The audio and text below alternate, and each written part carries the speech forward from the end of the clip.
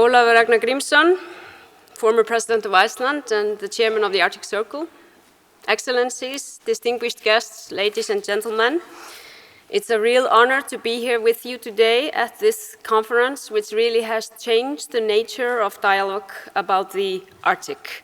It has broadened that dialogue, and it has been really amazing for me, being an Icelandic politician, to watch the development of the Arctic Circle in the last few years. But on top of my agenda today is probably the biggest challenge of the Arctic. Time of promises and good intention has passed. Actions are needed. The world was presented earlier this month with yet another important warning about the dire consequences of climate change.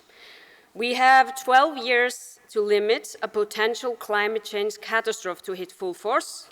With continued course of path, the world is heading for a disastrous 3-degree warning, which would take humanity and all life on Earth into an uncharted and a dangerous territory. We who are gathered here today, and the world as a whole, must take the sobering landmark report from the UN panel on climate change very seriously. We can no longer afford to stick our heads in the sand. It's time for action, and we need everybody to be on board. This is not being an alarmist. This is looking the unpleasant truth in the eye. And I would like to make it absolutely clear: the scientific knowledge is out there. I don't think there is any need to debate that any longer. We must act.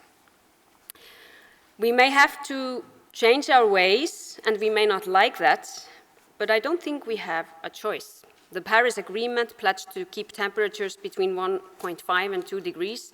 The IPCC report tells us that even half a degree more than 1.5 will significantly increase the risk of disastrous droughts, floods, extreme weather with dire consequences for hundreds of millions of people. The pressure on the Arctic will increase significantly. The Arctic has been warming up twice as much as the global average.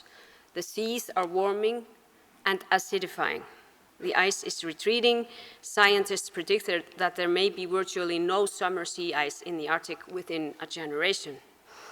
Climate change, as I said before, is the most important challenge of humankind, demands cooperation and action by all of us, governments, industries, the general public. We need a clear political will, as well as the full participation of society to take this challenge on successfully. And now I have ruined the good mood of everybody in this hall, and you are wondering why you decided to show up for this conference at all. But the point is that we need to talk what we can do about this situation, because this is not simply gloom and doom. We can actually do something about it. My government has decided to rise to the challenge. We have decided that Iceland is heading for carbon neutrality. We want to decrease carbon emission in Iceland by 40% by the year 2030 and become carbon neutral by the year 2040. After the publishing of the report, we are, however, thinking that maybe we need to speed up our action. But we must honor our international commitments already made, but most likely we need to do more. We have launched this September a new climate action plan of 34 concrete actions, ranging from an increase in reforestation, land reclamation, and wetland restoration, to a ban on new registration of fossil fuel cars by 2030.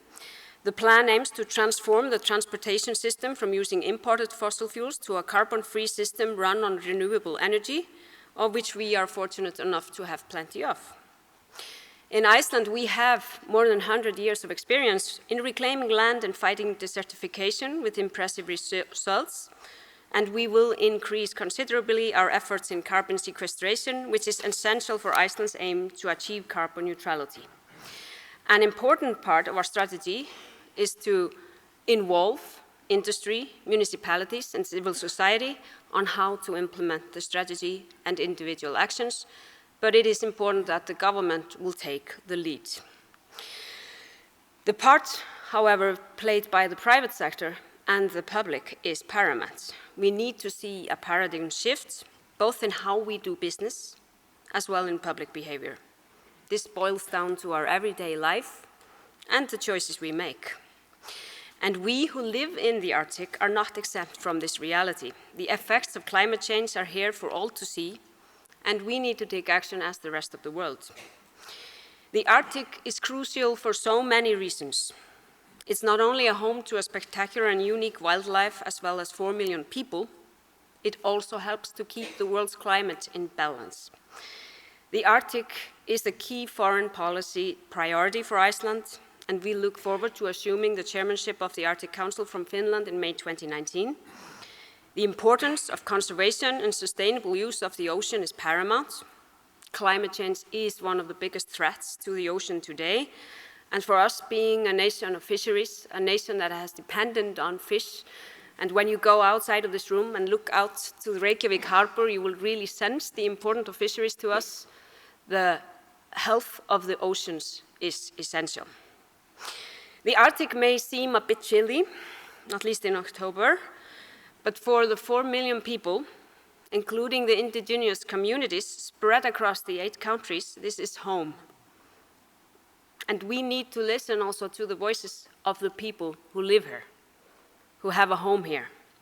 Both the people and the incredible wildlife of the region have equally adapted to an environment that would prove difficult for most to survive in, and therefore we need really to pay attention to the voices of the Arctic. They are the most vulnerable and least resilient to the effects of climate change. While the significance of the Arctic on the international stage has increased in the recent year, we must make sure it never becomes a geopolitical hotspot. We have a history of militarization in the Arctic, and therefore it is essential that we think of the Arctic from the global concern. It's not a private issue of the people and the nations around the Arctic, it's a global concern. And we should aim to maintain the Arctic as an area of an exemplary international cooperation where we come together to work towards the sustainable development goals, to protect the planet, to ensure that all people enjoy peace and prosperity. This can only be realized with a strong commitment to global partnership and cooperation, and this is why we must make the Arctic a demilitarized zone. As I said in the beginning of my speech, the Arctic Circle has provided us an important venue for a constructive dialogue between the diverse actors that really care about the region. As a matter of fact, the Arctic Circle Assembly has become one of the biggest venues for discussions and exchanging ideas on the many important issues of the Arctic region, whether it be climate change, environmental protection, sustainable development, but also the rights of the indigenous peoples and the opportunities around the Arctic. We should take good care to nurture this kind of international and intersectoral cooperation, and I firmly believe that our common interest is better served that way. I wish you a very successful 6th Arctic Circle Assembly. Thank you.